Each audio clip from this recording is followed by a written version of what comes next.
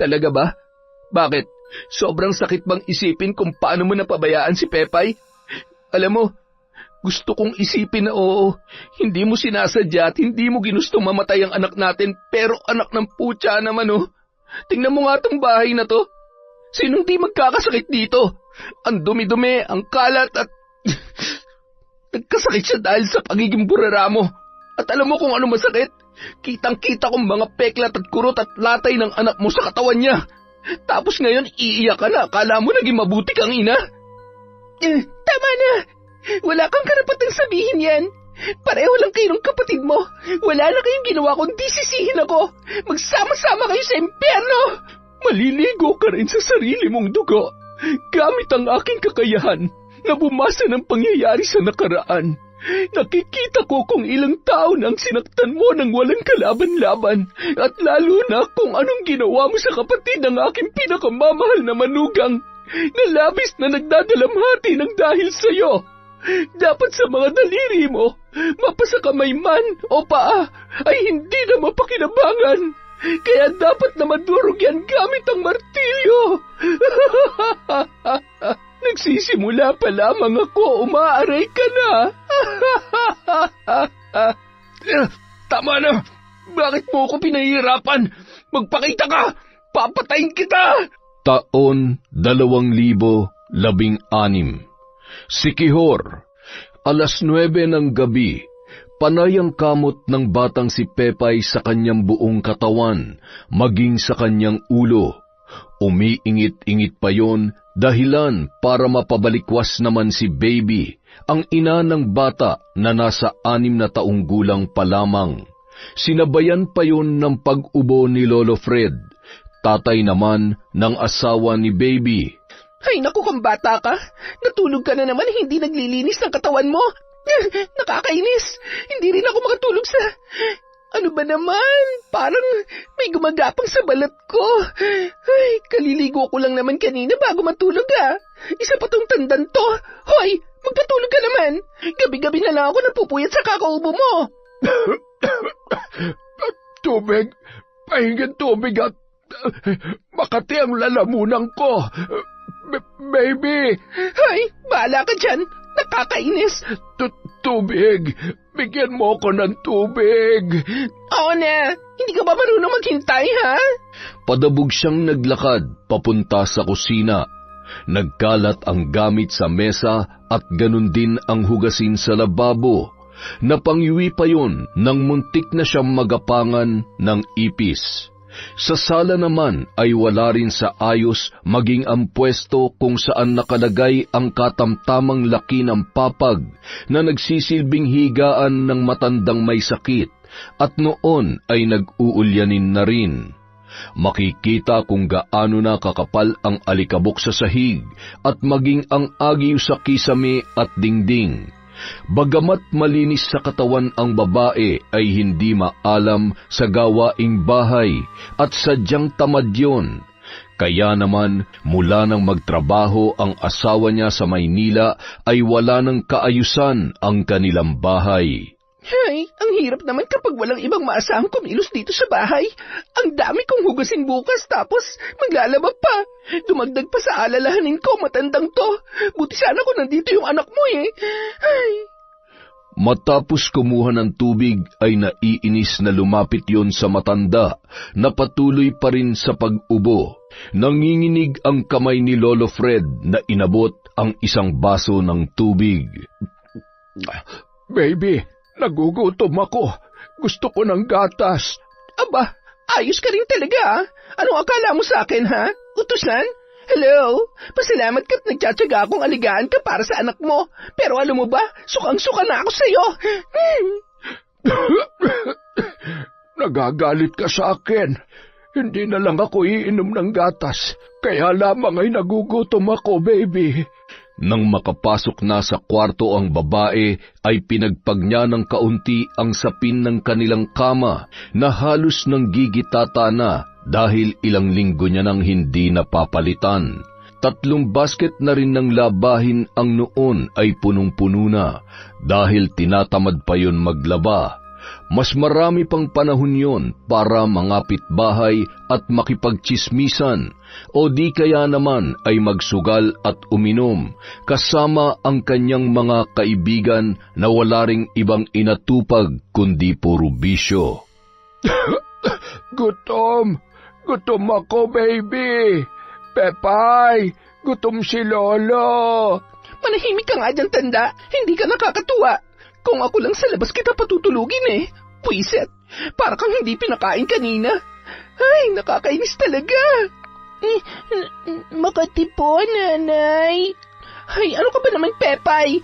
Huwag mong kamutin at magtatanong na naman ng papa mo kapag nakita niya yung pantal at sugat mo. Ano ba naman kasi at hindi mo pa magawang asikasuhin ang sarili mo. Puros kayo pabigat sa buhay ko.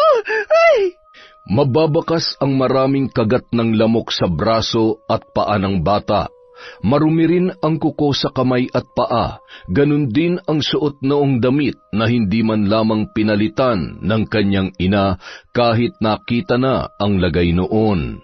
Sa tuwing sumasapit ang gabi, maririnig ang huni ng mga bubwit na animoy naghahabulan sa buong kabahayan. Maganda at mabango pa naman ang may katamtamang laki ng bahay kung titingnan yon sa labas, dahil yun lamang ang madalas linisan ng babae.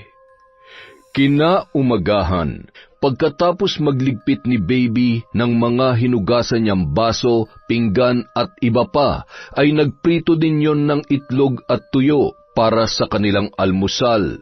Naghahain na rin siya ng kanin para sa matanda nang biglang tumawag ang asawa niyang si Rene.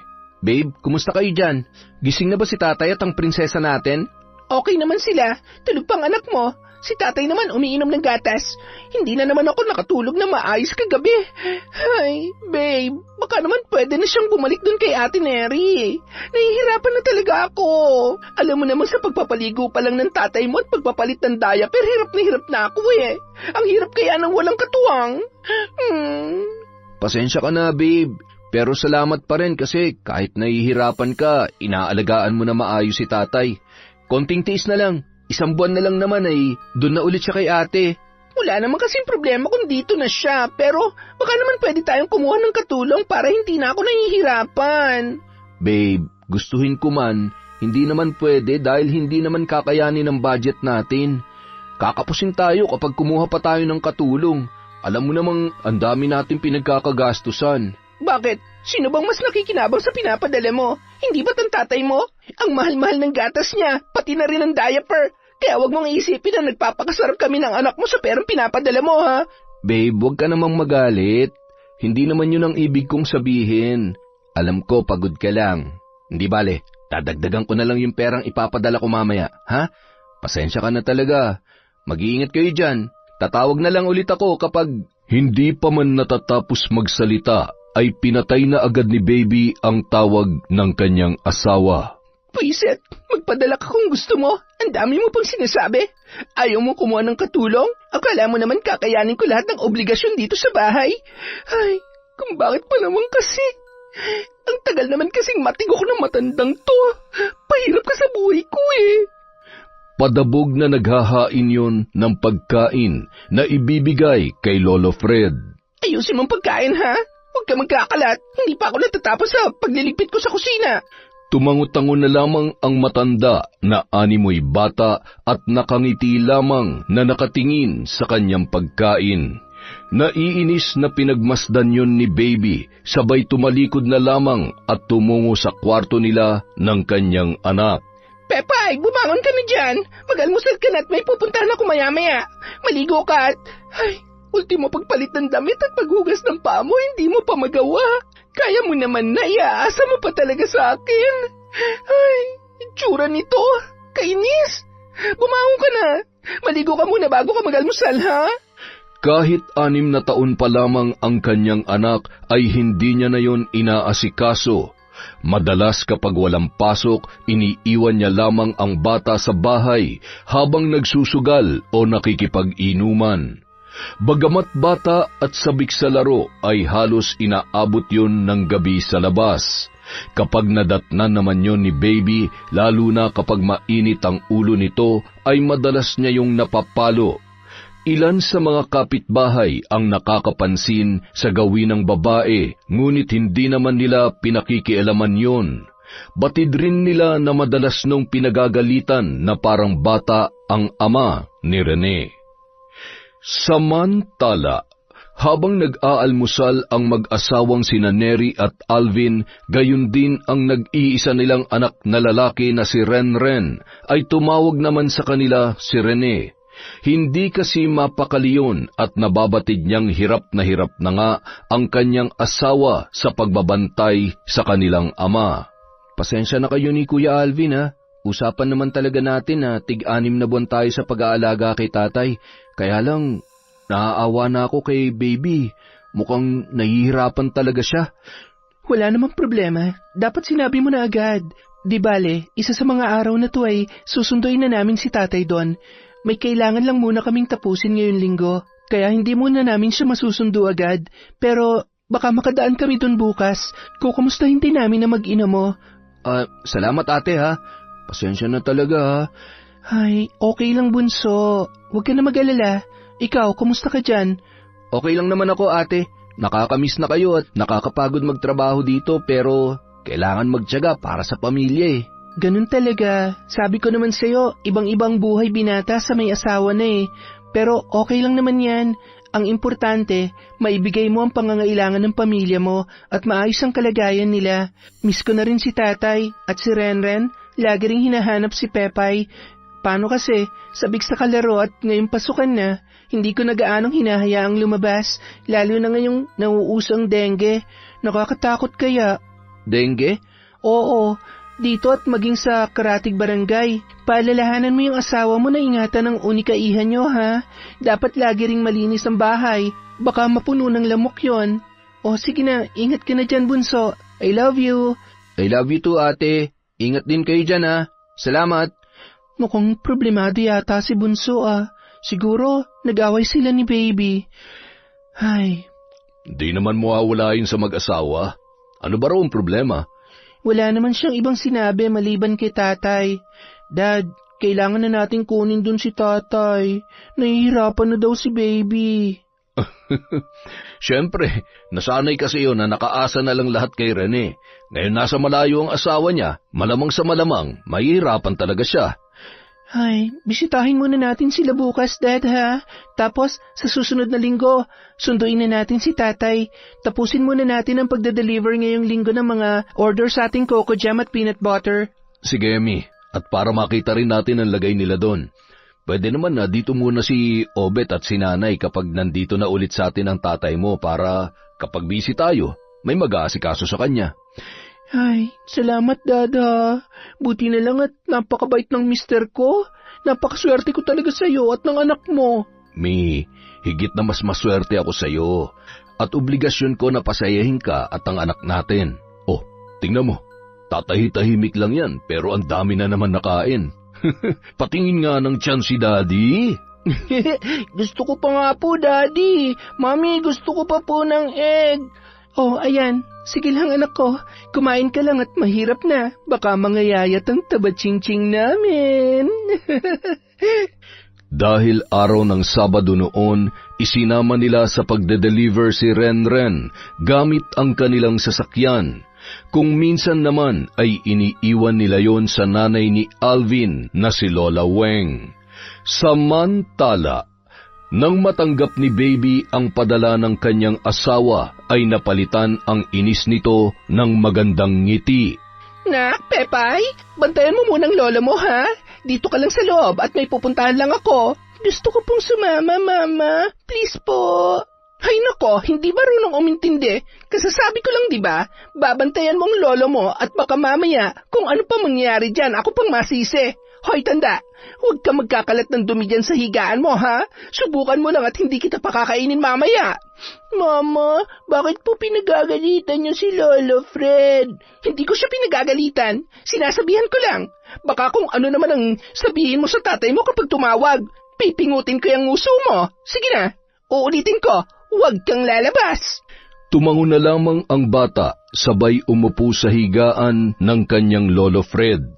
Nang makatalikod ang kanyang ina at nakalayo-layo na, ay nakangiting pinagmamasdan noon ang mga bata sa labas ng kanilang bahay. Bumalik yon sa higaan ng kanyang lolo. Lolo, pwede po ba akong lumabas saglit? Magrararo lang po ako. Sige apo, huwag ka magtatagal at baka bumalik na yung masungit na babae. Sino nga yun? Si Mama po yun, Lolo. Opo, nakakatakot si Mama kapag nagagalit. Huwag niyo po akong isusumbong, Lolo, ha? Mabilis na tumakbo sa labas ng bahay si Pepay at nakipaglaro sa mga batang noon ay masayang naghahabulan. Bandang 5:00 ng hapon, sakay ng van ang mag-anak matapos mag-deliver sa karatig lalawigan. Dadaanan nila si Lolo Fred bago umuwi sa kanilang bahay. May dala rin silang prutas at tinapay bilang pasalubong. Mami, pwede po kami maglaro ni Pepay? Oo naman, anak. Alam ko namang miss mo na ang pinsan mo. Kaya lang, hindi tayo gaano magtatagal doon, ha? Sa susunod na linggo, sa bahay naman natitira si Lolo, kaya siguradong mapapadalas ang pagdalaw ni Pepay at ng tita mo. Maiba ako, Mi. Ano kayang pinagkakaabalahan ngayon ni Baby? Wala naman. Nahihirapan na nga raw siya sa pag-alaga kay tatay. Paano pa kaya kung may iba siyang trabaho? Baka pati yung bata mapabayaan niya na. Nang makarating sila sa bahay ni Baby, ay agad nilang nakita ang naglalarong si Pepay kasama ang ibang mga bata. Tinutokso pa yon ng ibang bata dahil sa magulo ang buhok at maraming kuto. Sinaway naman ni Neri ang mga batang yun, sabay nagsitakbuhan sa kani-kanilang mga bahay. Diyos ko, kang bata ka. Daig mo pa napabayaan ng nanay mo, ah. Bakit ganyan ang itsura mo? Ang dumi-dumi ng damit mo at nanlilimahid ka na. Nasaan bang mama mo? Halika nga sa loob, magbihis ka. Nako, basang-basa ka ng pawis. Okay ka lang ba? Sinaktan ka ba nila? Hindi po, tita. Kaya lang po, pinagtatawanan po nila ako. Sabi nila, may kuto at maasim daw po ako. Wala po si mama. Umalis po. Hindi ko po alam kung saan siya pumunta. Huwag ka nang umiyak, Pepay. Maligo ka na lang palagi. Mag-shampoo ka ng buhok para mawala yung kuto mo. Kawawa naman tong batang to, oo. Bakit hindi niya na lamang sinama kaysa hinayaan niyang ganitong itsura ng anak niya? Ay, pagpasok nila sa bahay ay halos masuka si Neri nang bumungad sa kanila ang masangsang na amoy at napailing-iling siya sa sobrang kalat ng mga gamit sa bahay. Halos maiyak pa siya nang makita ang kalagayan ng kanyang ama. Napakabaho noon at nanlalagkit na ang buhok. May sugat na rin sa likod at nanlilimahid ang unan at kumot na ginagamit ng matanda. Katulad ni Pepay, napakarami ng pantal sa katawan na hindi malaman kung dahil ba sa kagat ng lamok o surot. Tatay! Dad, tingnan mo. Paano niya naatim na ganito ang lagay ni tatay? Diyos ko, napakasalaula naman. Mas mabuti pang bago umalis si Rene ay ibinalik na nila sa atin si tatay kesa naman sa ganitong kalagayan niya. Ay, aalis na ako dito. Sasama ako sa iyo, anak. Ayaw ko sa masungit na babae. Opo, tatay. Kukunin ko na po kayo ngayon din. Wala akong pakialam kung nasaan siya. Mabuti na lang wala dito ang baby na yan dahil utang na loob. Ay, baka hindi ako makapagtimpi kung ano pa masabi ko sa kanya. Pepay, anak, gusto mo bang sumama sa tita? Lagi bang ganitong itsura ng bahay ninyo? Tumango-tango naman ang bata na animoy sumasang-ayon sa mga sinabi ng kanyang tiya Neri. Baka naman mapasama tayo kung pati ang bata isasama natin. Hindi. Gusto ko lang malaman ni Rene kung gaano kapabaya ang asawa niya. Sinasabi ko na nga ba darating ang araw na to eh.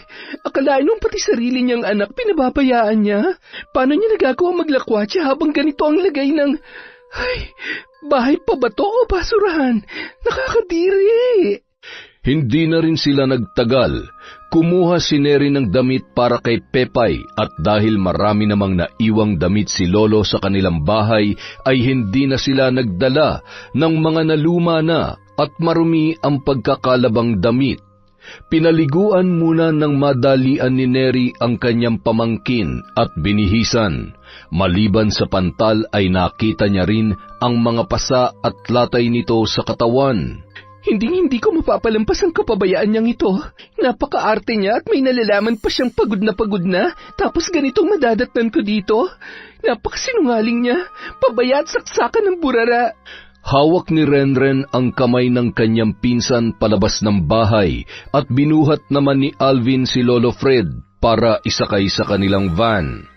Samantala, bandang 7:00 ng gabi dumating sa bahay si Baby.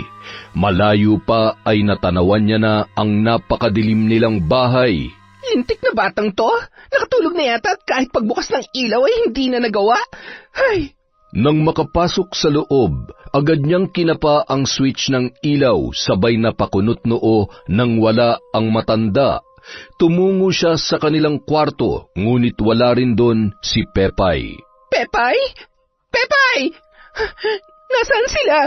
Agad siyang lumabas at nagtanong-tanong sa kanilang mga kapitbahay. Manong, nakita niyo po ba si Pepay? May nakita po ba kayong pumunta sa bahay kanina? Nawawala po kasi si Pepay at saka si Tatay Fred. Ay, teka. Oh, may nakita nga akong pumunta dyan kanina. Isinama yung anak mo at saka yung matanda. May dalang sasakyan at may kasama rin na batang lalaki. Ano? Ay, sige po. Salamat, Manong. Nagmamadali siyang pumasok sa kanilang bahay na gulong-gulo pa ang kanyang isipan. Hindi pwede. Anong gagawin ko? Baka kung ano pang sabihin na matanda at may Pepay kay Ate Neri. Kailangan ko na magmadali. Bit-bit ang kanyang maliit na bag, lakad-takbo yung lumabas at naghanap ng tricycle na masasakyan papunta sa kapatid ng kanyang asawa. Samantala, pinaliguan din na mag-asawa si Lolo Fred at nilinisan ang mga sugat noon. Hindi mapigilang mapaluha ni Neri nung mga sandaling yon. Kinunan niya ng larawan ang kanilang tatay at ipinasa sa kanyang kapatid na si Rene. Nagulat naman ang lalaki sa kanyang nakita, dahilan para siya ay mapatawag. Ano nangyari, ate? Bakit nandyan na sa'yo si tatay? Teka, nandyan din si Pepay? Hinatid ba si tatay na mag-ina ko? Hindi. Dumain kami sa bahay niyo kanina para bisitahin sila pero hindi ko inaasahan na ganun ang madadatnan namin. Hindi ko na alam kung bahay pa ba yun o basurahan. Ay, hindi mo man lang ba nakikita ang lagay ng bahay niyo, ng anak mo, o ni tatay kapag nagvi-video call ka? Ate, hindi eh. Sandali lang naman kasi kami kung mag-usap at lagi siyang abala at nagmamadali. Maayos naman yung anak ko kapag nakakausap ko siya. Si tatay naman, hindi mo nakikita o sadyang hindi niya pinapakita sa'yo. Alam mo ba kung gaano karami at kalalaki ang sugat niya sa likod? Alam mo ba kung anong itsura niya nung dinatnan namin doon? Yung unan at kumot ng gigitata na. Pinabayaan niya si tatay, pati na rin ang anak mo. Ate, hindi ko alam. Buong akala ko, ano ba nangyayari sa kanya? Teka, sandali lang ate tatawagan ko siya. Huwag, ayokong ang dating sa kanya akong magiging dahilan ng pag-aaway ninyo. Hayaan mo't kakausapin ko siya na maayos. Kung gusto mo makita kung ano ang lagay ng mag-ina mo, mas mabuti pa sigurong isa sa mga araw na ito ay umuwi ka. Mag-iingat ka dyan. Yung anak mo nandun kalaro si Kuya Renren niya. Ay, pati pala anak niyo napapabayaan niya na. Huwag mo na lamang babanggitin ang napag-usapan natin, ha? Tingnan muna natin kung paano niya ipapaliwanag to. Sige na. Ay. Seryosong pinagmamasdan ni Alvin ang kanyang asawa habang naggagayat ng gulay na ipangsasahog niya sa kanyang lulutuin. Huwag ka na ma-stress dyan, Mi. Siguradong mamaya pupunta siya para kunin si Pepay. Hinahanda ko lang ang sarili ko kung paano ko siya harapin at kakausapin. Ilang buwan pa lamang si Rene sa Maynila pero ganyan na lagay ni tatay. Paano kung 1 buwan pang hintayin natin bago pumunta doon? Baka kung ano na nangyari sa kanya. Ay, yun nga rin ang iniisip ko eh. Pero huwag ka na mag-alala. Ang importante, nandito na sa atin si tatay. Paano si Pepay? Paano kung pabayaan lang siya ni Baby? Kita mo naman kahit sarili niyang anak, hindi niya man lamang maasikaso. Muntik ko na mapagkamalan yung bata na palaboy at... Ay, naku. Habang nag-uusap ang mag-asawa ay siya namang pagparada ng tricycle sa tapat ng kanilang bahay. Nagkatinginan ang dalawa, sabay sumenya si Neri na tingnan ni Alvin kung sino ang dumating. Pagbukas ng pinto, agad naman bumungad ang noon ay nagmamadaling pumasok sa kanilang tarangkahan na si Baby. Ate? Ate Neri! Oh, Baby, ikaw pala. Tuloy ka. Nasa kusina ang ate mo. Nasa kwarto naman noon ang matanda, pati na rin sina Pepay at Renren. Dumiretso sa kusina ang babae. Ate, alam ko nandito sina Tatay at Pepay. Bakit nyo naman sila sinama dito nang walang pasabi sa akin? At bakit naman hindi? Hindi naman kami ibang tao kaya hindi ka dapat mag-alala. Higit sa lahat, dito sa amin siguradong nasa maayos silang kalagayan. Hindi namin pababayaan si Tatay at lalo ng pamangkin ko. Pwede bang ako naman na magtanong? Saan ka galing kanina? Nag-grocery. Bumili ako ng mga kakailanganin namin sa bahay. Mga diaper ni Tatay, gatas at saka... Oh, bakit hindi mo dinala? Sana naman napakinabangan, hindi ba? Isa pa, gaano ba kahirap alagaan si Tatay? Nauubos na bang oras mo sa kanya, kaya hindi mo na magawang maglinis ng bahay? At pati anak mo napapabayaan mo na? Malalampasin ko tong ginawa mo ngayon, pero sa susunod, sisiguruhin ko na makakarating na to sa kapatid ko. Huwag niyo akong tinatakot dahil wala naman kayong alam. Hindi ko pinababayaan ang anak ko. Wala kayong karapatan na questionin ang pagiging ina ko. Hirap na ako sa pag-aalaga kay Tatay, tapos kayo pang galit? Ingrata! Pepay! Pepay, anak! Kuya, nandiyan na si Nanay. Sige na, Pepay. Sa susunod na lang ulit tayo maglaro. Pupuntahan na lang kita sa classroom mo sa Lunes pagkatapos ng klase namin, ha? Opo, Kuya. Bye-bye. Nanay, nandito po ako. Tingnan mo, Nanay, oh. Ang ganda ng buhok ko po, oh. Tinirintas po ni Tita kanina. Halika na, uuwi na tayo. Tumakbo pa ang bata sa kusina para yumakap at humalik sa kanyang tita Neri, gayon din sa kanyang tito Alvin. Pagkatapos ay hinawakan na noon ang kamay ng kanyang ina at agad na silang umalis. Nakita mo na, siya pa ang galit. Ay, alam mo, naiintindihan ko na kung bakit sa umpisa pa lang talagang hindi na magaan ang loob ko sa kanya. Pasalamat siya, mahal na mahal kong kapatid ko, kaya sinuportahan ko sila kahit nalabag sa loob ko. Huwag ka na magalit. Siguro naman ay mahihiya na siya. Hayaan mo na lamang na mag-usap sila na maayos ni Rene. Higit na mas kilala siya ng kapatid mo dahil ilang taon na rin sila nagsasama. Yun na nga ang kinakatakot ko eh. Pakiramdam ko marami siyang tinatago sa kapatid ko. Ay, kita mo naman yung ugali niya kanina. Unti-unti nang lumalabas ang sungay niya. Sa kabilang banda, nang makarating ang mag-ina sa kanilang bahay, ay ramdam ni Pepay ang galit ng kanyang nanay. Hawak ang kanyang braso matapos bumaba ng tricycle. Halos kalad ka rin na siya noon papasok sa kanilang bahay. Aray ko po, nasasaktan po ako. Bakit po kayo nagagalit sa akin? Bakit nagagalit? Nagtanong ka pa talaga? Sabihin mo nga sa akin, may sinumbong ka ba sa tita Neri mo, ha? Wala po. Hindi po ako nagsumbong. Wala po akong sinabi. Siguraduhin mo lang. Nakakainis.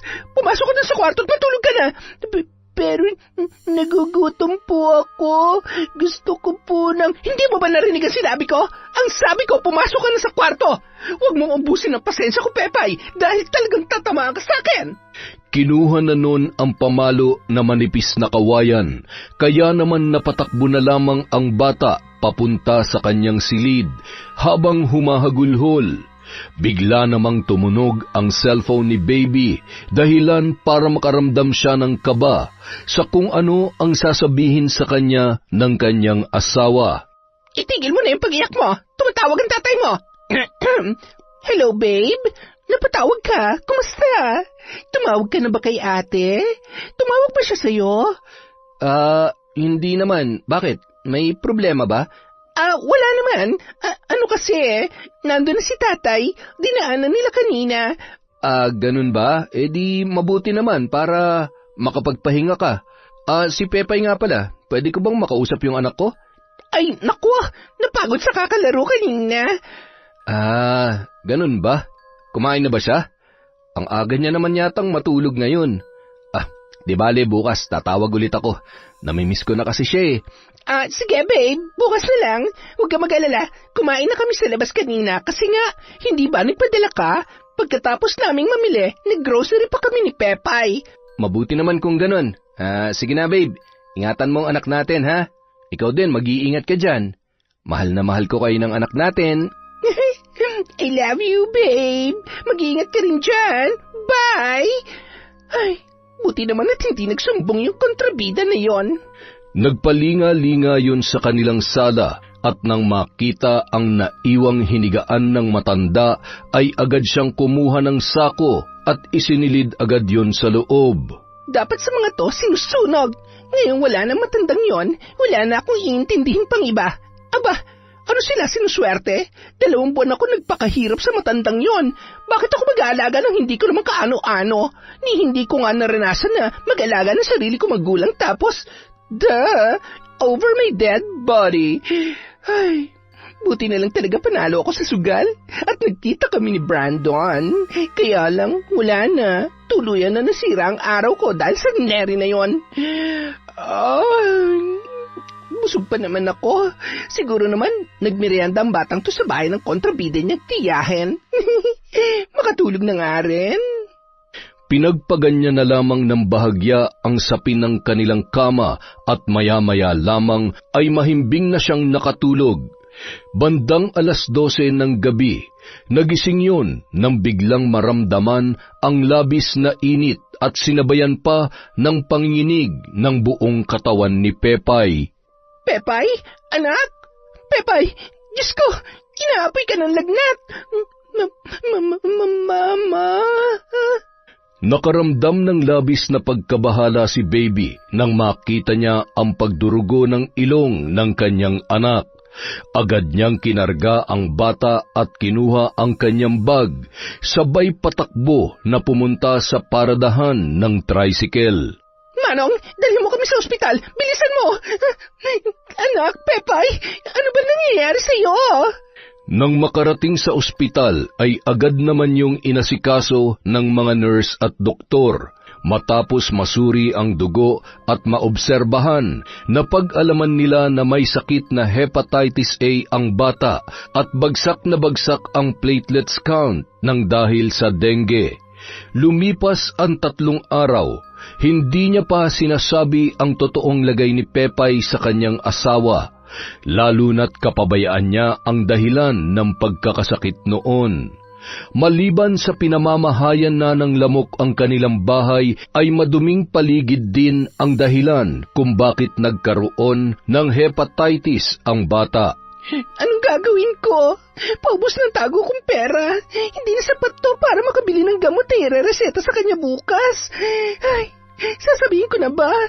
Bakit ba naman kasi nangyayari to? Buisit naman talaga eh. Habang pinagmamasdan ni Baby ang muka ng kanyang anak na noon ay hindi umiimik at tila ba natatakot pa na mapagalitan ng kanyang ina nung mga sandaling yon. Halatang halata ang panghihina ng bata at tila nahihirapan din sa paghinga. Nung araw ding yon, maliban sa kulay itim nitong dumi ay mayroon na rin yung mga pasa, pagsusuka ng may dugo, at may dugo na rin ang kanyang gilagid. Tinapat na rin si Baby ng doktor na kritikal na ang kondisyon ng bata. Hindi pwede mawala sa akin ang anak ko. Gawin niyo lahat. Buhayin yung anak ko kahit anong mangyari. Pakiusap. Pagalingin niyo siya. Pepay, hindi mo naman iiwan si nanay, hindi ba? Nay, napapagod na po ako. Gusto ko nang magpahinga. Si tatay, wala pa po ba siya? Gusto ko pong makita si tatay. Basta, huwag kang susuko, ha? Huwag kang mag-alala. Tatawagan at pauwi natin ang tatay mo. Hindi mo kami pwedeng iwan. Ipangako mo yan. Kung hindi, magagalit sa'yo si nanay. Ay, naku, Diyos ko. Alam kong marami akong pagkukulang bilang ina. Marami akong kasalanan, pero huwag naman pong ganito. Ako na lang po ang pasakitan nyo. Ibigay nyo na lang po sa akin ang sakit ni Pepay. Dahil sa lagay ng bata ay napilitan na siyang tawagan si Rene para ipaalam ang totoong sitwasyon ng kanilang anak. Babe, sorry. Alam ko magagalit ka kaya hindi ko agad sinabi sa iyo eh. Ano bang nangyayari? Pinapakaba mo naman ako eh. Kahapon tawag ako ng tawag, hindi mo naman sinasagot. Babe, pwede bang umuwi ka na? Ngayon na. Kung maaari sana. Umuwi? Ngayon na? Bakit biglaan naman yata? May sakit ang anak natin at kailangan ka niya. Hinahanap ka niya. Na-dengue siya. Kailan pa? Bakit ngayon mo lang sinabi sa akin to? Anong sabi ng doktor? May pera ka pa ba dyan? Basta umuwi ka na. Umuwi ka na kung gusto mo pang makita buhay ang anak natin. Sige, uuwi ako ngayon din. Huwag mong hayaang may mangyaring masama sa kanya. Babe, hindi ko kaya mawala siya sa atin. Nag-iisa lang yan tapos mapapabayaan pa natin. Gawin mo ang lahat. Hindi pwede mawala si Pepay. Hindi ko kaya. Napaiyak na lamang si Rene habang inaasikaso ang kanyang mga damit na dadalhin.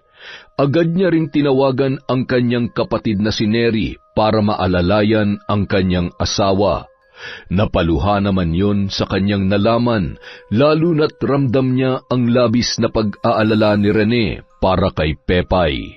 Napaupo sa sala si Neri, sabay nagpahid ng luha. Oh, bakit? Okay ka lang ba, Mi? Ano nangyari? Sino ba yung tumawag? Dad, kailangan natin pumunta ng ospital. Bakit? Sino nasa ospital? Si Pepay. Malubha raw ang lagay niya ngayon. Ano? Diyos ko naman, oo. Yan ang nga bang sinasabi ko eh. Ay, sandali lang at kukunin ko yung bag mo. Agad nang umalis ang mag-asawa at inihabilin muna nila si Lolo Fred sa nanay ni Alvin. Nagmadali naman pumunta yon dahil hindi gaanong kalayuan ang bahay nito. Asawa ko, sinusundo mo na ba ako? Ay, bitawan mo nga ako. Balain naman. Ulyanin ka na nga talaga. Hindi ako ang asawa mo at lalong hindi akong sundo. Pero kung gusto mo nang magpasundo ay sabihin mo lamang sa akin. Matutulungan kita dyan. Ay, ikaw pala yan, balae. Ikaw nga. Hanggang ngayon ba nambabarang ka pa rin? Shhh! Marinig ka naman ng apo natin. Pambihira ka talaga, oo. Oo naman. Gusto mo bang subukan? Biro lang. Sapat na ang pagiging ulyanin mo. Ay, buti na lamang at magkasundo tayo dahil kung hindi ay makakatikim ka talaga. Ay, siya nga pala. Balita ko ay salbahe ang asawa ng bunso mo. Ano na nga ang pangalan nun? Ay, si Pepay. Hindi. Yung apo mo yun eh. Yung ano... tao ba yan o hayop? Baka tao na may ugaling hayop. Ay, teka, si Baby. Tama, si Baby yon, yung babae masungit. Ay, ayaw ko sa masungit na yon. Galit siya sa akin. Sasaktan at hindi ako bibigyan ng pagkain. Magugutom ako at mamamatay. Ay, nakakaawang matanda to, oo. Buti na lamang at mahal na mahal ako ng mga anak ko at mukhang hindi ko mararanasan kay Neri ang pinagdaraanan mo sa manugang mong yon. Eh siya, sisilipin ko muna yung apo natin sa kwarto niya, ha? Tawagin mo na lamang ako kung may kailangan ka. Samantala. Ate Neri, anong ginagawa niyo dito? Bakit? Wala ba akong karapatan na makita man lang o dalawin ng pamangkin ko? Kumusta na siya? Anong lagay niya? Kritikal ang kondisyon niya. Sorry ate, hindi ko agad nasabi sa inyo.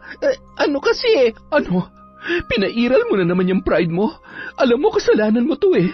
Nag-iisa na nga lang yung anak niyo, pinababayaan mo pa. Sana man lang kasi kung gaano kakalinis dyan sa katawan mo, ganon din sa anak mo at lalo na sa bahay ninyo. Tapos ngayon iiyak-iyak ka? Ano? Ramdam mo na ba yung mga pagkukulang mo sa anak mo? Bakit ba galit na galit ka sa akin, ha? Kasalanan ko na. Sige, ikaw na malinis. Sa tingin mo, madali para sa akin na makita na nahihirapan ang anak ko?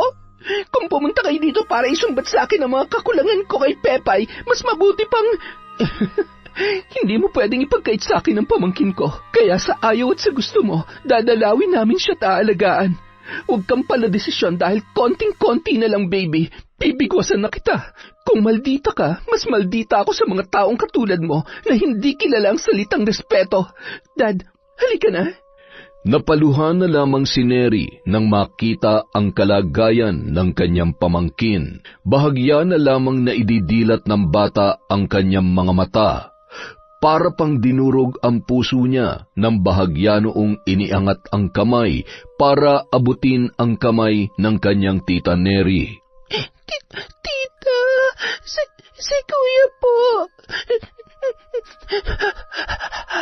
Nasaan po si Kuya? Magpagaling ka, anak, ha? Para makapaglaro na kayo ni Kuya Renren mo. Pasensya na, hindi ko siya sinama kasi nagmamadali kami ng tito mo. Hayaan mo't sasabihin ko na hinahanap mo siya, ha? Anong nararamdaman mo? Anong masakit sa'yo? Umiling-iling na lamang si Pepay, sabay bahagyang ngumiti. Matutulog po muna ako.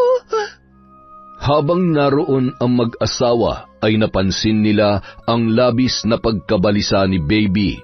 Pansin din nilang walang halos tulog yon dahil sa pangangalumata. Kahit naiinis sa ugali ng kanyang hipag, ay nilapitan yun ni Neri at kinausap ulit. Umuwi ka na muna at magpahinga. Baka ikaw naman ang magkasakit. Bumalik ka na lang bukas ng tanghali para makatulog ka. Kami na munang bahala dito. Tumango na lamang ang babae, sabay nagpasalamat. Nung mga oras na yon, ramdam niya pa rin ang pagmamalasakit ng kapatid ng kanyang asawa sa kabila ng hindi nila pagkakaintindihan. Kinabukasan, halos magkasabay lang na dumating sina Baby at Rene na dumiretso na sa ospital. Habang naglalakad papunta sa silid kung saan naroon ang kanilang anak, ay may naririnig na siyang malalakas na hagulhol, dahilan para mapatakbo ang lalaki. Nabitawan niya ang kanyang bag na dala ng madatnan na nag-aagaw buhay at pilit na sinasalba ng mga doktor ang kanyang anak. Ilang segundo lamang, tuluyan nang nag-flat ang linya sa life machine. Indikasyon ng kawalan ng buhay ng kanyang pinakamamahal na anak na si Pepay. Hindi! Bakit mo ko iniwan, anak? Bakit hindi mo hinintay si tatay? Bakit? Diyos ko, bakit mo kinuha agad sa akin ang anak ko? Pepay! Patawarin mo ko! Anak, patawarin mo si nanay! Mahal na mahal kita! Ibinurol ang bata sa isang viewing chapel sa tulong na rin ng mag-asawang Alvin at Neri. Halos sila na rin ang nagpuno ng kulang sa pambayad sa bil sa ospital at maging sa punerarya. Makalipas ang ilang araw matapos ang burol at mailibing si Pepay, walang ibang ginawa si Rene kundi linisin ang kanilang bahay. Hindi yun umiimik at hindi rin kinakausap ang kanyang asawa. Ano ba? Hindi mo ba talaga ako kakausapin? Para naman akong tanga dito. Alam mo kung galit ka, sige, magalit ka sa akin. Sabihin mo, saktan mo ako kung gusto mo, pero huwag naman ganito. Akala mo ba madali ito para sa akin? Hindi lang ikaw ang nawalan ng anak. Ako ang nagbuntis, nagluwal, at araw-araw nakasama niya, kaya higit na mas masakit para sa akin ang pagkawala niya. Talaga ba? Bakit? Sobrang sakit bang isipin kung paano mo napabayaan si Pepay? Alam mo, gusto kong isipin na oo, hindi mo sinasadya at hindi mo ginustong mamatay ang anak natin, pero anak ng putya naman oh. Tingnan mo nga itong bahay na to. Sinong di magkakasakit dito? Ang dumi-dumi, ang kalat at... Nagkasakit siya dahil sa pagiging burara mo. At alam mo kung ano masakit? Kitang-kita kong mga peklat at kurot at latay ng anak mo sa katawan niya. Tapos ngayon iiyak ka na, akala mo naging mabuti kang ina? Tama na! Wala kang karapatan nating sabihin yan.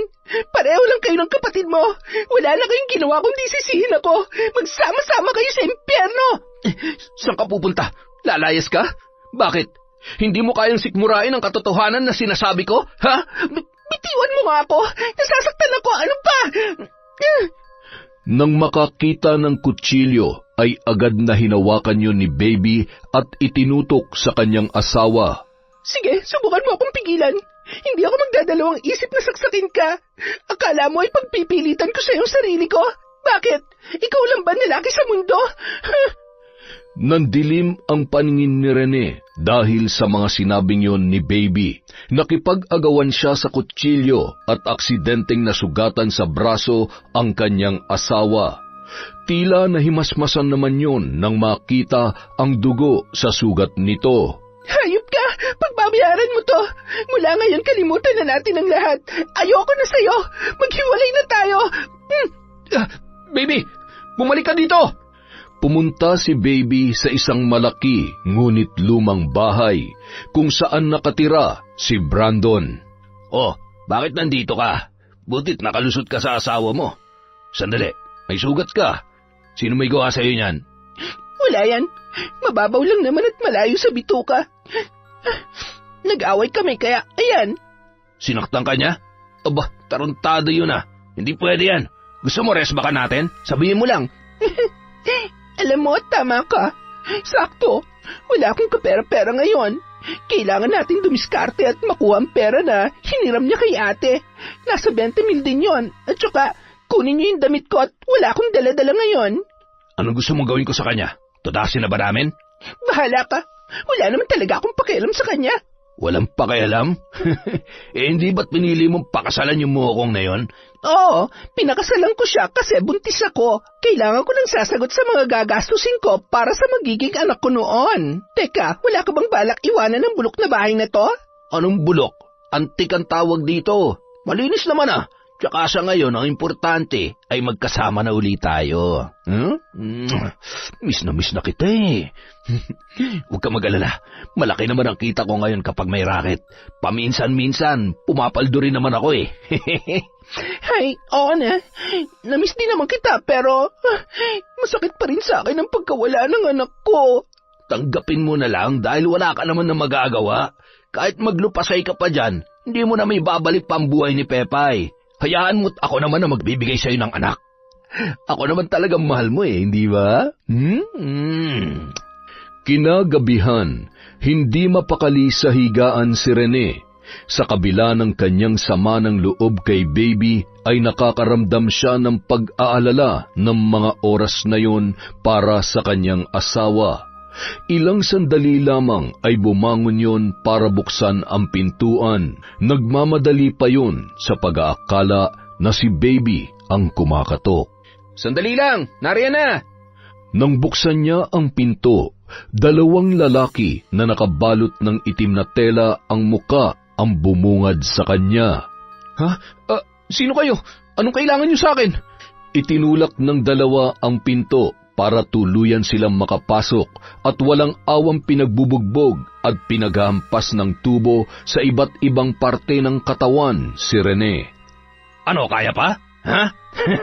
Huwag kang lampa! Bumangon ka dyan! Tama na! Nakikiusap ako! Mahawa kayo sa akin! Tol, kawawa naman! Tara na! Anong tara na? Upakan kita dyan eh! Halugugin mo ang kwarto! Hanapin mo yung pera. Sige, tol. Huwag mo papatayin yan, ha? Ayaw ko makulong. Bilisan mo na. Ang dami mo satsat, eh. Ikaw gulping ko dyan, eh. Nang makuha ng kasama ni Brandon ang pera sa aparador, agad na rin tumakbo papaalis ang dalawa. Gumapang naman papunta sa kwarto si Rene na noon ay duguan ang ulo at unti-unti nang nandidilim ang paningin. Nang makarating sa kanilang kwarto ay kinuha niya ang cellphone na nasa ilalim ng unan at tinawagan ang kanyang ate na si Neri. Sa kabilang banda, napabalikwas naman si Alvin nang marinig ang tunog ng telepono ng kanyang asawa. Hello, bayaw. Napatawag ka. Tulog na ang ate mo. Kumusta? Babalik ka na ba sa Maynila bukas? Kuya, tulungan niyo ako. Hello? Rene? Ano ba nangyayari? Dad, sinong kausap mo? Ano ba yon? Magmadali ka. Kailangan nating umalis. Ano? Saan tayo pupunta? Ano ba talaga nangyayari? Si Rene, tumawag siya. Humihingi ng tulong tapos biglang... Basta, tingin ko may nangyari masama sa kapatid mo. Halika na. Tarantang kinuha ni Alvin ang susi ng kanilang sasakyan at pagkatapos ay agad na rin silang umalis. Nang makarating sa bahay noon ay nakabukas ang pintuan. Nakapatay ang ilaw sa sala kaya naman hindi nila nakita ni Neri ang dugo sa sahig at naging sanhi pa ng kanyang pagkadulas. Hinanap ni Alvin ang switch ng ilaw. Ilang segundo lamang ay isang malakas na sigaw ang pinakawalan ni Neri nang makita ang napakaraming dugo sa kanyang damit at kamay. Dugo? Rene? Diyos ko, ano nangyari dito? Nasaan ang kapatid ko? Agad namang napasigaw si Alvin na makita ang walang malay na si Rene na naliligo sa sarili niyang dugo. Nagpupumalahaw si Neri na makita ang lagay ng kanyang kapatid. Niyakap niya yon at pilit na ginigising habang humihingi naman ng saklolo sa mga kapitbahay ang kanyang asawa. Nagtulungan ang mga yon na maisakay sa van si Rene at maisugod sa ospital.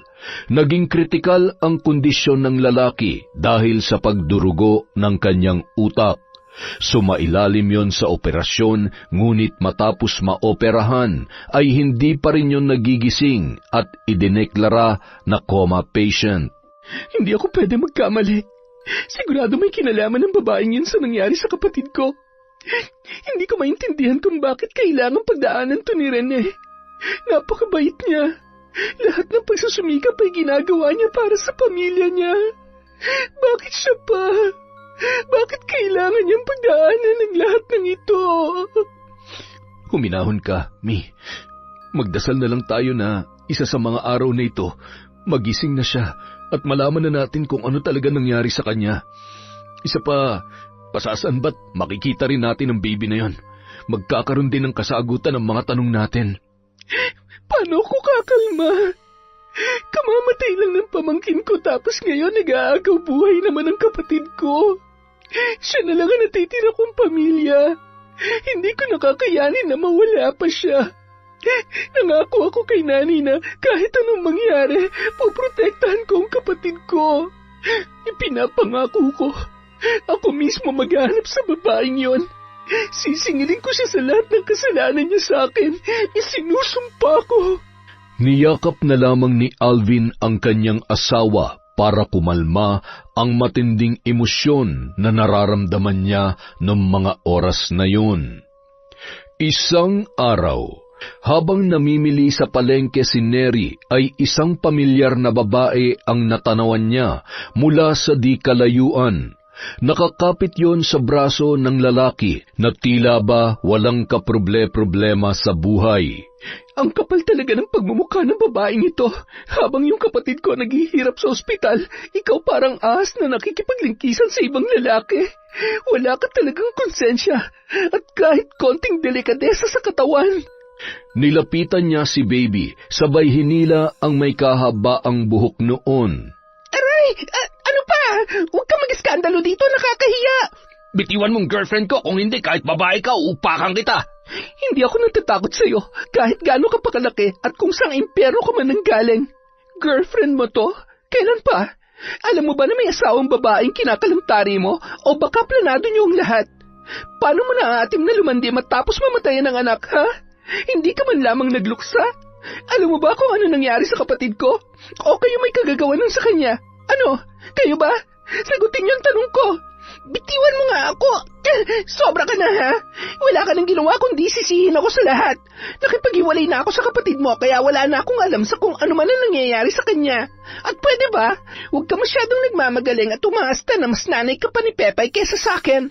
Dahil sa totoo lang, hindi mo naman siya kaano-ano. Hindi siya anak ng kapatid mo. Huh? Anong sabi mo? Hayop ka talaga.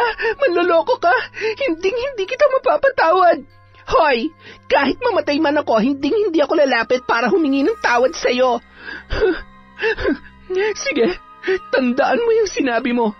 Ikaw at ikaw, hindi talaga ako basta-basta nagpapatawad. Mabait naman ako. At hindi ko nahahayaang gumastos pa para maipakulong kayo. Pero gusto kong malaman nyo na maniningil ako. Agad nang umisi at tumalikod si Neri. Pinagtitinginan naman ng mga tao sina Baby at Brandon na punong-puno ng panghuhusga. Masyado namang makati ang babaeng yan. Hindi na nahiya. Hay! Ano man tinitingin-tingin nyo at binubulong-bulong nyo dyan, ha? Mga chismosa kayo? Tse, ang mabuti pa ang pakialaman nyo na lang, yung pabulok nyo ng mga paninda. Nang makauwi ang dalawa, ay agad naman yung inusisa ni Brandon tungkol sa mga sinabi nito kay Neri. Ay, nakakasira talaga ng araw. Nga pala, tungkol dun sa sinabi mo kanina dun sa babae. Totoo ba na hindi anak ni Rene si Pepay? Oo. Kung hindi sa kanya, sinong totoong tatay ni Pepay? Huwag ka na nga magtanong-tanong. Isa ka rin eh. Chismoso ka rin talaga. Alam mo, baby, napipikon na rin ako sa'yo, ha? Nagtatanong ako na maayos. Huwag mo akong ginagawang tau-tauhan at tanga katulad ng asawa mo. Sabihin mo sa akin ang totoo. Ako ba? Ako ba ang totoong ama ni Pepay? Ano ba? Nasasaktan ako. Oh, ikaw nga. Sorry kung nilihim ko sa'yo. Iniisip ko lang naman ang kapakanan ng bata eh. Yung magandang buhay na kaya niyang ibigay sa amin. Ganun ba kalit ang tingin mo sa akin? Ha? Ipinagkait mo sa akin ang sarili kong anak? Makasarili ka! Lumayas ka! At huwag ka na magpapakita pa sa akin at baka mapatay kita! Manggagamit! Kinaladkad yon ni Brandon palabas ng tarangkahan ng bahay. Nagmamakaawa naman si Baby at patuloy na kinakalampag ang nakasarang lumang gate. Brandon, maawa ka sa akin. Huwag mo naman gawin sa akin to. Wala na akong ibang mapupuntahan. Buksan mo to.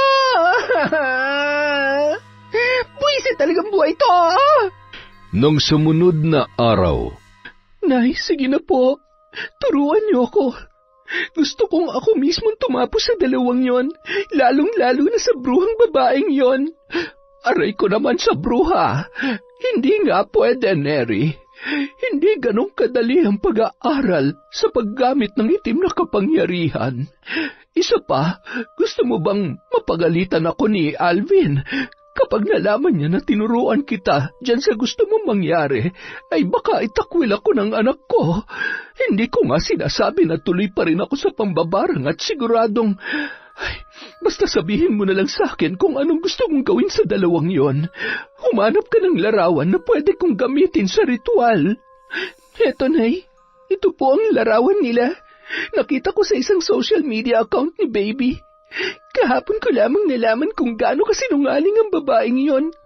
Mula sa pagpapaako niya sa bata at kataksilan niya mula umpisa pa lang ng relasyon nila. Ginamit niya lamang ang kapatid ko. Patuloy na nag-usap ang dalawa at pinagplanuhan kung anong pagpapahirap ang gagawin nila kina Baby at Brandon.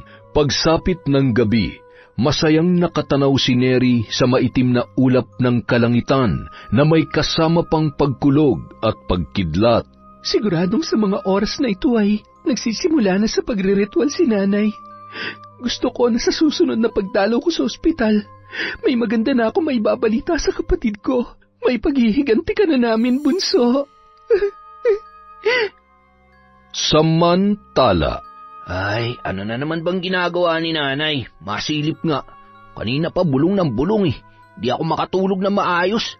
Teka, aba, sabi ko na nga ba eh. Huli ka ngayon. Tulungan niyo at pagtibayin ang sumpa ng sakit at kamatayan para sa mga taong nagkasala at hindi nararapat ng kapatawaran. Bulaga! Lagot ka! Isusumbong kita kay Kuya. Sabi na nga ba hindi talaga kayo marunong pagsabihan eh. Kulit niyo talaga, Nay. Tigil niyo na nga yan. Sino na naman bang binabarang niyo? Ay, aba, kung makapagsalita ka parang akala mo akong anak mo ah. Ano, ako na magmamano sa'yo? Huwag mo akong pinakikialaman at alam ko kung ano ang ginagawa ko. Yang bibig mo, itiko mo yan. Kung ayaw mong, tahiin ko yan ang pinakamahabang karayom na pantusok ko dito sa manika ko. Ay, wala kang respeto. Kita na nagre-ritual ay bigla kang sisingit dyan. Masagin ko kaya yung itlog mo. Lagyan mo ng gapas yung tainga mo para hindi mo ako marinig. Pinapainit mo ang ulo ko eh. Humanda ka talaga sa akin mamaya, ha? Mag-uusap tayo. Nay, sorry na. Joke lang po yun. Sige ho, tudasin nyo na yung mga yan. Galingan nyo para mabawasan ang masasamang nilalang dito sa mundo. Nagpatuloy naman sa pagriritual ang kanyang ina. Ramdam niya na ang kakaibang enerhiya, init ng hangin na pumapasok mula sa bukas na bintana ng kwartong yun. Malayo sa mga kapitbahay ang kanilang tinitirhan, kaya naman malaya yung naisasagawa ng matanda. Samantala, habang umiinom ng alak si Brandon at nakaupo sa kanyang sala, ay nailuwa niya yun. Ang pait ng lasa. Ayos naman to kanina. Bakit parang amoy kalawang at nabubulok na? Ay, kakasipilyo ko lang naman. Tumayo yun para itapon ang natitirang laman ng bote nang biglang mawalan ng lakas ang kanyang mga binti na sinabayan ng labis na pananakit na animoy minamartilyo ang kanyang mga buto sa paa at daliri. Ang sakit! Ano nangyayari sa paa ko? Lintik na! Pilit yung tumayo, kaya naman natumba ulit at nabasag ang hawak nitong bote na tumama naman sa kanyang muka. Napunit ang balat niya sa pisngi, sabay bumulwak ang dugo. Samantala, maliligo ka rin sa sarili mong dugo. Gamit ang aking kakayahan na bumasa ng pangyayari sa nakaraan, nakikita ko kung ilang tao na sinaktan mo ng walang kalaban-laban, at lalo na kung anong ginawa mo sa kapatid ng aking pinakamamahal na manugang, na labis na nagdadalamhati ng dahil sa iyo. Dapat sa mga daliri mo, mapa sa kamay man o paa, ay hindi na mapakinabangan. Kaya dapat na madurog yan gamit ang martilyong ito. Nagsisimula pa lamang ako ay umaaray ka na kaagad. Ilang segundo lamang ay narinig ng lalaki ang nakakatakot na bulong ng halakhak. Tama na! Bakit mo ako pinahihirapan? Magpakita ka! Papatayin kita! Ay, masyadong matapang. Anong ipinaglalaban mo, ha? Kumalma ka lang. Masyado mong pinapaiksi ang pasensya ko. Maghintay ka lang dahil ito na ang magiging katapusan mo, Pogi. Hindi mapigilan ni Brandon na damputin ang mga basag na bubog sa sahig habang gumagapang ang lalaki.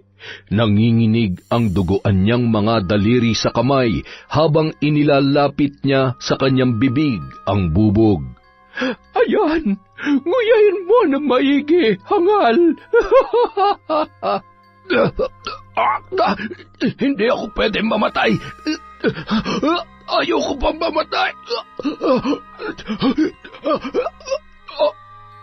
Sa kabilang banda, matapos makapasok sa bahay si Baby ay pasilip-silip naman yun sa labas. Inilak niya ang pinto para makasiguro na walang basta-bastang makakapasok doon. Wala ring dapat makakita sa kanya dahil nababatid niya na may alam na ang mga yun sa mga nangyari. Hindi pwedeng malaman ni Neri na nandito ako.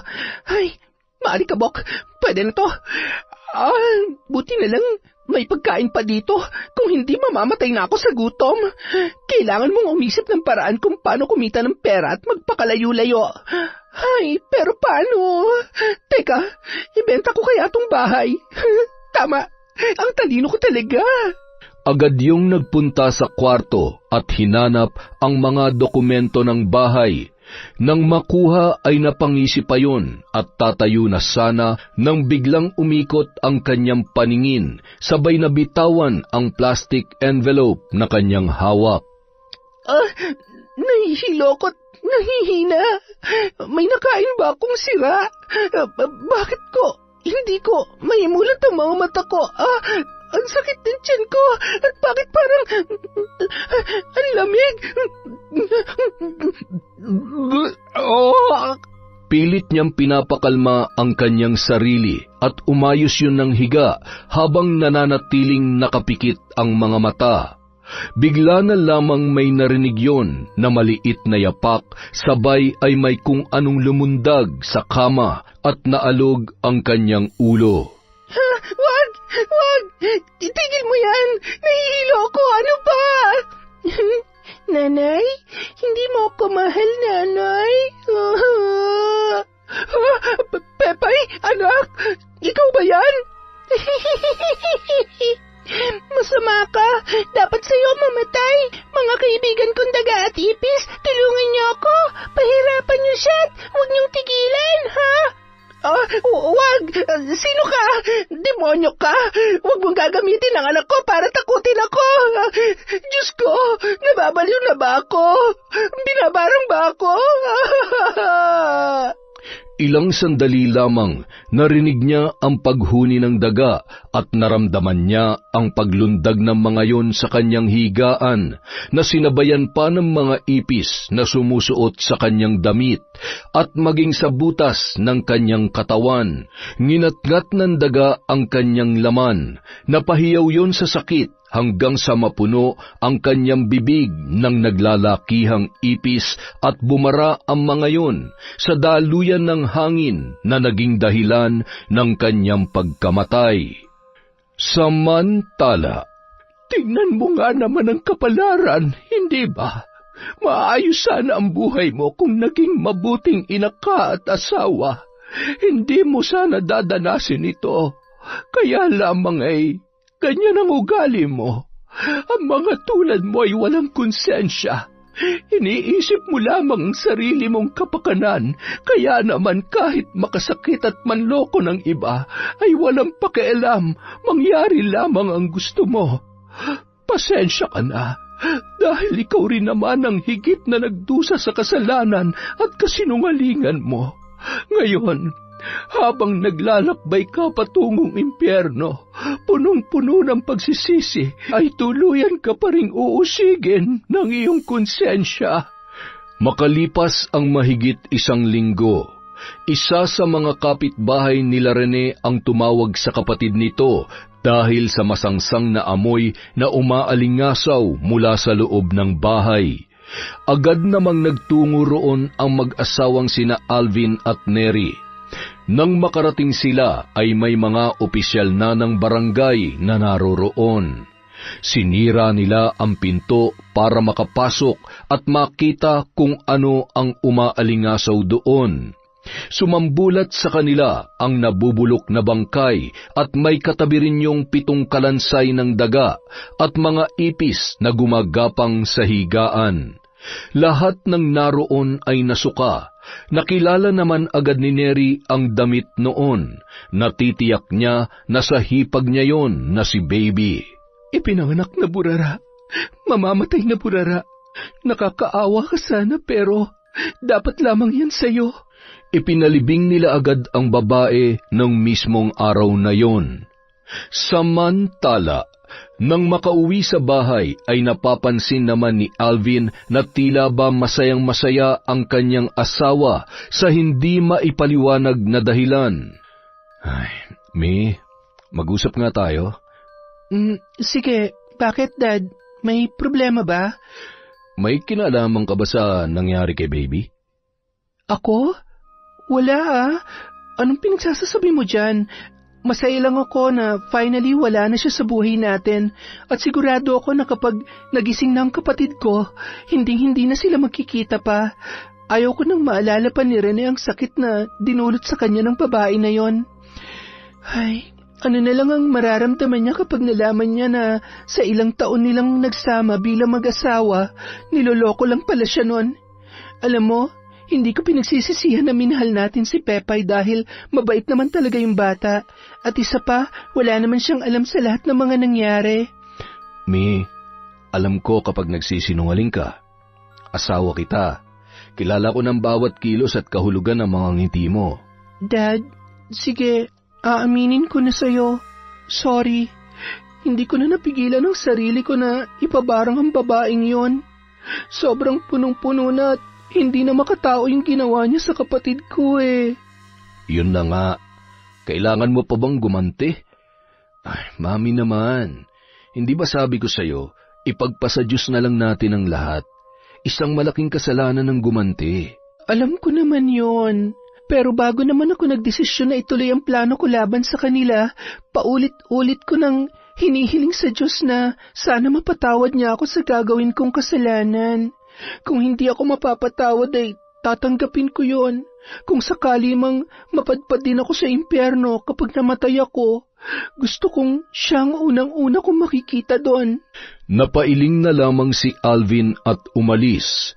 Tumungo yon sa bahay ng kanyang ina. Nay, buksan niyo to. Patay, mukhang galit yata. Lagot, ayan kasi. Sabi ko naman sa inyo eh, ayaw nyo kasing makinig. Nagsumbong ka ba? Malilintikan ka talaga sa akin. Hindi po. Ay, siya, sabihin mo, ano, oo, masama ang pakiramdam ko kaya tulog na tulog pa, ha? Ay, tuturuan nyo pa talaga ako magsinungaling. Agad namang lumabas si Obet para pagbuksan ng tarangkahan ang kanyang kuya Alvin. Walang sabi-sabing dumiretso yon sa isang silid kung saan naroon ang mga gamit ng kanyang ina. Wala siyang nakita na kahit isang bakas doon. Wala na rin ang altar na noon ay pinagdadasalan ni Lola Weng. Bahala ka dyan. Sa tanda ko ba namang ito ay maiisahan mo pa ako? Kung diskarte lang naman ang pag-uusapan, wala kayong panama sa nanay ninyo. Masyado kayong mababait. Ano bang hinahanap mo, kuya? Ay, nilinis na namin ni nanay yan. Nasaan na yung mga gamit ni nanay dito? Wala na. Binaon na namin yun matagal na. Ay, isa ka rin sinungaling, pitikin ko yung nguso mo eh. Tumungo yon sa kwarto ng kanyang ina na noon ay animoy tulog na tulog. Nay, kuya, huwag mong awayin si nanay. Masama ang pakiramdam niyan. Nahihilo raw siya. Sus, malamang sa malamang alam niya nang pupunta ako dito kaya...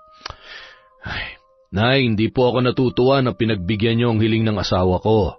Sana ito na ang huling beses na makikiusap ako sa inyo. Mas masaya hong mamuhay na wala tayo nasasaktan na ibang tao.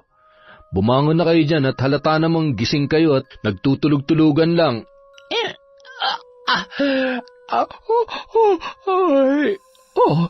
Alvin, anak, ikaw pala. Kanina ka pa ba? Anong ginagawa mo dito? Bakit parang nakasimangot ka yata? Hinawakan ni Lola Weng ang muka ng kanyang anak, sabay nag-usal ng mga salita. Masyadong mainit ang ulo mo. Ayan na, burahin mo na sa isip mo yan at baka pag-awayan niyo pa yung mag-asawa. Pambihirang anak kong ito. Masyadong takot gumawa ng kasalanan. Napahawak naman sa ulo si Alvin na tila ba bahagyang nahilo. Teka, bakit nandito ako? Nay? Obet, iabot mo nga kay kuya mo yung 2 piling ng sabat nang may mamerienda sila. Yun nga palang sadya ko rito. Hinog na po ba? Oo, anak. Nagsaing na nga kami kanina eh. Napakatamis. Siguradong matutuwa si Neri at ang apo ko. Salamat, Nay. Pasuyo po pala kami bukas at pupunta kami ng ospital. Kayo na pong bahalang maghatid at magsundo sa apo nyo at pakitingnan-tingnan na din ho si Tatay Fred, ha? Ay siya, sige, walang problema. Ay, sana'y magising na si Rene. Sana'y makapagsimula siyang muli. Alam mo, naiintindihan ko kung saan nanggaling ang puot ng asawa mo. Sige na, umuwi ka na at wari ko ibubuhos ang malakas na ulan. Sige ho, Nay. Salamat ho dito, ha. Pakiagahan na lang hong pagpunta sa bahay bukas.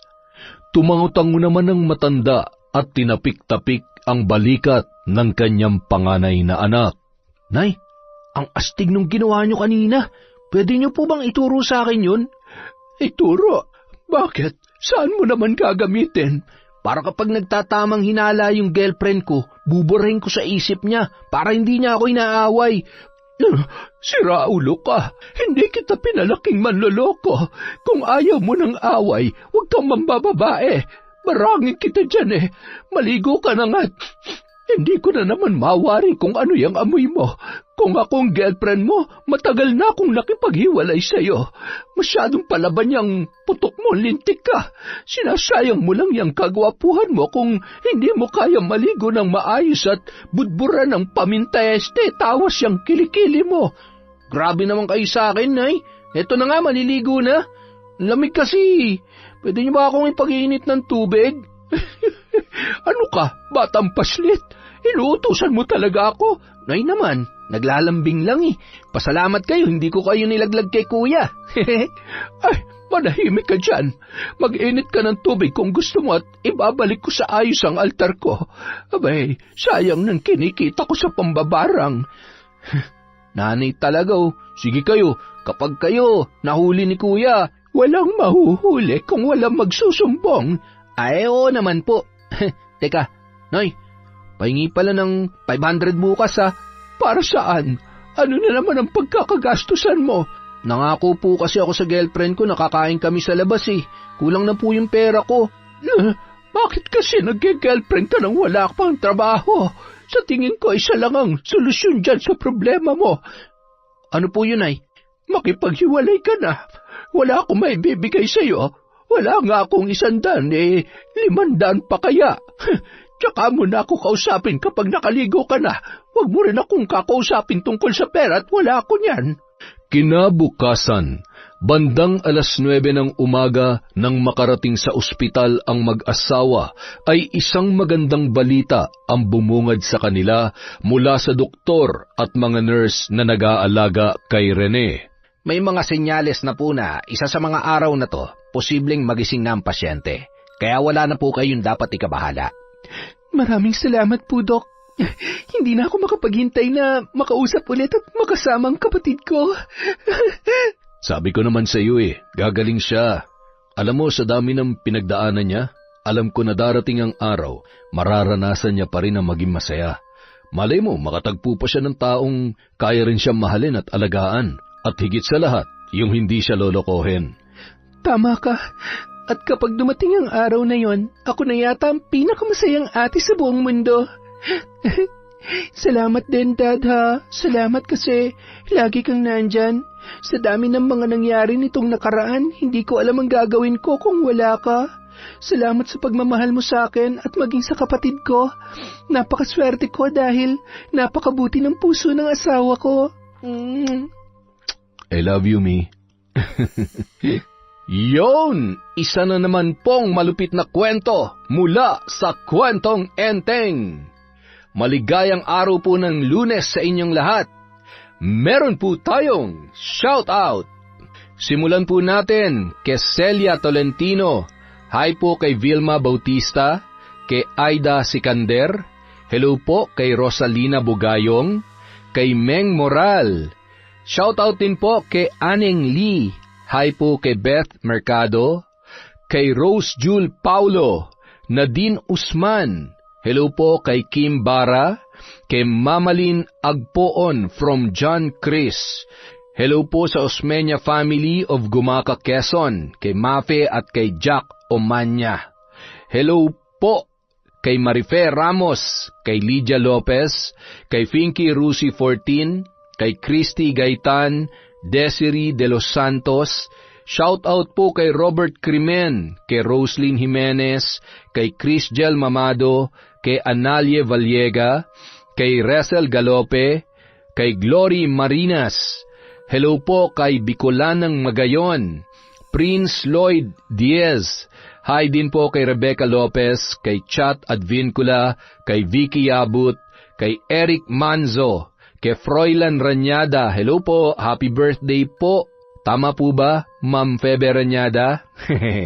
Hi din po kay Maren Nila Cervantes. Shout out kay Alma Naong, kay Marilu Francisco, kay Josie Aniban, kay Manisan Mamot Mapadtaya.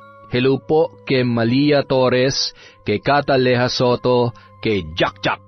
Hello po sa Ledesma, Grefaldia family. Hello din po kay Arlene Alarte at sa anak niya na palaging nakikinig. Hello. Hello din po kay Adrian, Sean, Sam, Sebastian from Chonchamkeb. Hello po kay Arlene Gumansing, Charlene. Hi din po kay Michelle Yabut, kay Elizabeth Dungka, kay Zay Martinez, kay Gay Ukol, hi kay Mariel Tabuan, kay Betty Velasco, kay Shauma TV, Marjorie Dequilia, hi din po kay Asodisen Cerilla, kay Mira from Lipa City, Batangas.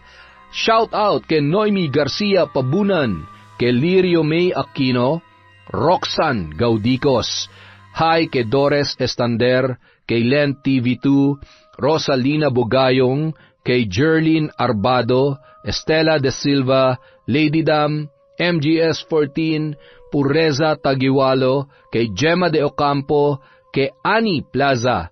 Hello din po kay Heli Borja, kay Annalyn Querriones. Hi kay Cecilia Plaza, kay Janeth De Castro, kay Angelina Ignacio. Hello din po kay Natividad Magtira, kay Javen Delasan, kay Cleo Avalos, kay sa Kakalda family from Corazon, Kakalda. Hello po kay Ito Emmy, kay Gemma Liagas, kay Apple Cute. Hello din po kay Elma Arriba Madrigal. Hi kay Flor Manunday, kay Gay Somojo, kay Marisol Nidea, kay Kat Burger, Cutie, Burglar. Ha, Hayashi, J. Megan. Hi, kay Christine. Hello din po kay Maricris Sumanding, kay Ivy Mina from Billy Villarin. Hello kay Venom Monev. Hi din po kay Noemi de la Cruz, kay Merly Amistad, at kay Miss Monica Nieves.